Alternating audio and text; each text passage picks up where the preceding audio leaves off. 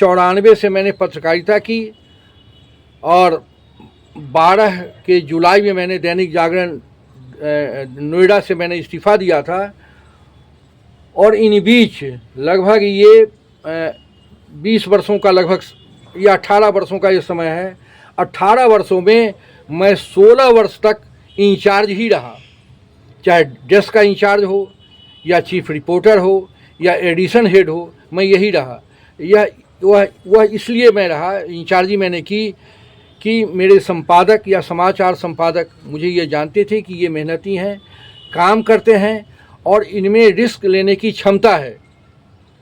अखबार की दुनिया में आज जो सबसे बड़ी समस्या है वो ये है कि जब आप हमारे उम्र के या उससे बड़े साथियों से बात करेंगे तो वह अपने जीवन की सिर्फ उपलब्धियों को बताएंगे कि 80 से 90 के दौर पर, 90 और 2000 के दौर में पत्रकारिता का ये मिशन था, हमने ये काम किया, उन्होंने ये काम किया, उन्होंने ये काम किया। अब वैसी पत्रकारिता नहीं है। मेरा मानना है कि आज अगर आप मेहनत करना जानते हैं, मैं यह जो कह रहा हूँ कि ऐसा नहीं है कि सारे पत्रकार काम नहीं करते और जानें। आज के दिन में भी ग्रामीण स्तर से लेकर जिला स्तर तक बहुत अच्छे पत्रकार हैं। नए लड़के बहुत मेहनत करते हैं और अच्छी खबरें लाते हैं, ब्रेक भी करते हैं। पहले के समय में क्या थी, उतनी हमारे पास सुविधाएं नहीं थी। खबरों का जो आना था, देहाती क्षेत्र से अगर कोई खबरें आती थी वो डाक की खबर आती थी, वो लिफाफे में आती थी खबरें। जिला स्तर की खबरें आती थी वो लिफाफे में आती थी। और टेलीफोन से अगर महत्वपूर्ण खबरें होती थी तो हमारे जिला संवाददाता भेज देते थे। अब स्थिति है कि ग्रामीण स्तरों की जो खबरें होती हैं वो अपडेट खबर हमारे यहाँ वो मोबाइल से तत्काल वो हमारे यहाँ खबरें आ जाती हैं और फ़ोटो भी आ जाता है। तो अब हमारे यहाँ जो और प्रतिस्पर्धा हमारा इलेक्ट्रॉनिक मीडिया से है। तो 2000 के बाद जो प्रिंट मीडिया पर सबसे बड़ा दबाव है ये प्रतिस्पर्धा का। यानी आप सिर्फ खबर ब्रेकिंग नहीं, अगर हम बड़ी कोई घटनाएं हुई हैं, कोई क्राइम की, कोई हत्या हुई है, कोई बड़ा एक्सीडेंट हुआ है, तो हमें एक मुख्य खबर के बाद कई खबरें हमें देनी होती है और हम अब फॉलोअप के लिए अगले दिन की प्रतीक्षा नहीं करते। आज का पत्रकार जब लिखता है तो मुख्य खबर के साथ 4-5 वह फॉलोअप भी लिखता है, तभी वो अखबार, चूँकि ये अखबारों में कंपटीशन है, प्रिंट मीडिया और इलेक्ट्रॉनिक मीडिया का कंपटीशन है, तो फॉलोअप भी देता है। 2000 तक जब हमारे सामने ये सुविधाएं नहीं थी, जो हमारे यहाँ कंप्यूटर नहीं लगे हुए थे, जो हाथ से लिखा जाता था, तो उस समय फॉलोअप से लोग पत्रकारों पर ज़्यादा जिम्मेदारी नहीं होती थी। अगर आप फॉलोअप नहीं लिखते तो संपादक बहुत दबाव नहीं देते हैं। लेकिन आज के दिन में अगर आप फॉलोअप मुख्य खबर के साथ आप 4-5 खबरें अगर उस पर आप नहीं दे रहे हैं, उसके इतिहास भूगोल के बारे में पूरी की जानकारी नहीं दे रहे हैं, तो कल ही संपादक कहेगा कि आप अच्छा नहीं लिखते, आप हट जाइए। क्योंकि आपसे ज़्यादा बेहतर तो अगर आप दैनिक जागरण में काम करते हैं तो अमर उजाला का ग्रुप एडिटर कहेगा कि आपने अच्छी खबर नहीं दी। ये मैं वह कहता हूँ जो महत्वपूर्ण खबरें हैं। तो ये ऐसा नहीं है कि आज के पत्रकार काम नहीं करते, उनसे ज़्यादा दबाव में काम करते हैं, क्योंकि उनके पास समय काम होता है और प्रतिस्पर्धा अधिक है। पहले ऐसी 2000 तक ऐसी प्रतिस्पर्धा नहीं थी। इसलिए पुराने जो हमारे समय के पत्रकार हैं उनका यह कहना कि आज की पत्रकारिता, उस समय की पत्रकारिता बड़ी अच्छी थी और आज के पत्रकार वह पत्रकारिता नहीं करते, ऐसा नहीं होता है। दूसरी बात यह है कि पहले जो अखबारों के मालिक हुआ करते थे वह उनका एक बड़ा मिशन हुआ करता था, तो वो बहुत सारी चीज़ों पर समझौता नहीं करते। आज का हमारा अखबार जो हो गया है वो मल्टी एडिशन हो गया है। इसके अखबार के जो मालिक हैं उनके अखबारों के अलावा भी बड़े बड़े बिजनेस हैं, तो बहुत दूर तक अपने अखबारों का संरक्षण भी चाहते हैं कि उनको कल विज्ञापन मिलना है तो वो मुख्यमंत्री देगा, वो केंद्रीय मंत्री से ही उनको विज्ञापन आएगा, और बगैर विज्ञापन क्या आप अखबार ही निकाल नहीं सकते।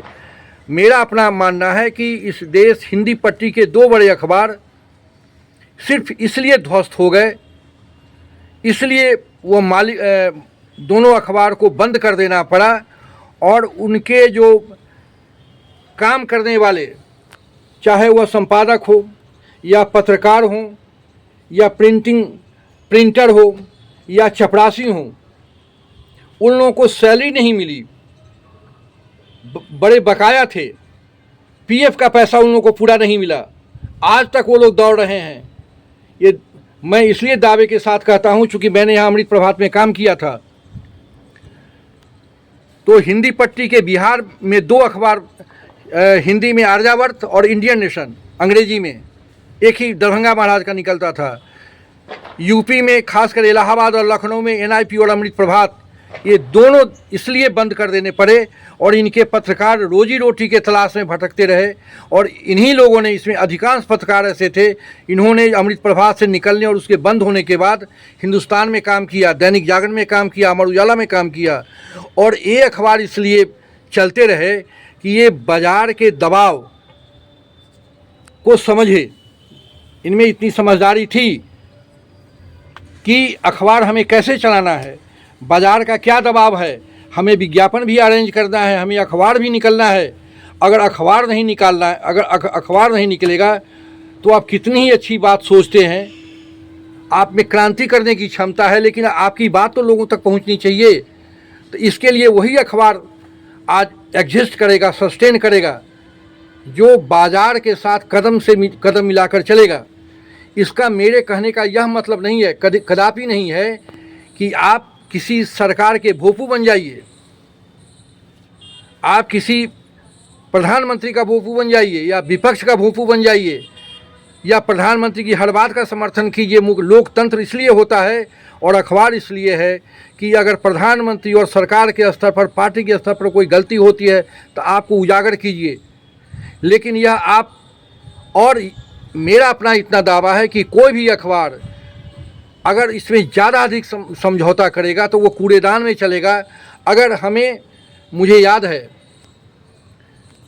कि जब मायावती का उभार हो रहा था, जब मान्यवर कांसीराम बहुजन समाज पार्टी का जब यूपी में विस्तार हो रहा था, तो मैं ग्रामीण क्षेत्रों में चुनाव के दरमियान उसके बारे में कभी कभी रिपोर्टिंग में जाता था। तो वहाँ गरीब तबके के लोग, दलित वर्ग के लोग अखबार के नज़दीक वो बैठते थे चाय की दुकान पर, वो पूछते थे, कहा भैया ज़रा बताओ तो आज बहन जी का कहीं। यानी बहन जी की बात को वह वर्ग सुनना और समझना चाहता था। ग्रामीण क्षेत्रों में अगर उसको लगता था कि बहन जी के खिलाफ किसी आरोप प्रत्यारोप किसी दूसरी पार्टी के लोगों ने बोला है, तो वह कहते थे नहीं नहीं नहीं, बहन जी ठीक कर रही हैं, ये लोग गलत बोल रहे हैं, उस पर झूठा आरोप लगा रहे हैं। ये समझ विकसित हो रही है। इसीलिए बहन मायावती जी यहाँ पर 4 बार मुख्यमंत्री बनी, जिसमें 1 बार तो और 3 बार तो मुझे लगता है कि वह दूसरी पार्टियों के समर्थन से बनी थी, लेकिन 1 बार बसपा बहुजन समाज पार्टी अपने पूरी मेजॉरिटी के साथ वो सत्ता में आई थी।